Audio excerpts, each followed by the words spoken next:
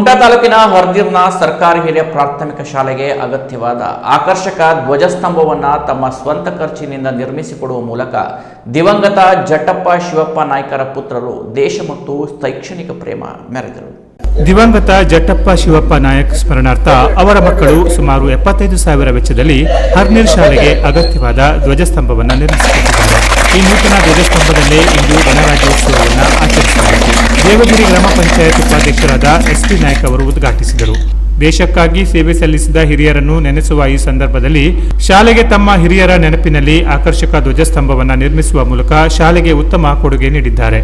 ಹಳ್ಳಿಯ ಸರ್ಕಾರಿ ಶಾಲೆಗಳಿಗೆ ಇಂತಹ ಕೊಡುಗೆಗಳು ಇನ್ನೂ ಹೆಚ್ಚಾಗಲಿ ಎಂದು ಎಸ್.ಟಿ. ನಾಯ್ಕ್ ಆಶಿಸಿದರು.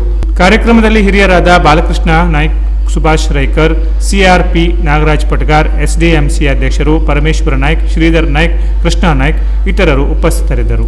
ದಿವಂಗತ ಜಟ್ಟಪ್ಪ ನಾಯ್ಕರವರ ಮಗ ಮಹೇಶ್ ನಾಯ್ಕರವರು ಚಂದದ ಧ್ವಜಕಟ್ಟೆ ನಿರ್ಮಾಣಕ್ಕೆ ಅವಕಾಶ ಮಾಡಿಕೊಟ್ಟ ಶಾಲೆಯ ಮುಖ್ಯ ಶಿಕ್ಷಕರು, ಎಸ್ಡಿಎಂಸಿ ಪಾಲಕ ಪೋಷಕರು ಕಾರ್ಯಕ್ರಮಕ್ಕೆ ಸಾಕ್ಷಿಯಾದ ಎಲ್ಲರಿಗೂ ಧನ್ಯವಾದ ಸಲ್ಲಿಸಿದರು. Canara plus news, Kumta.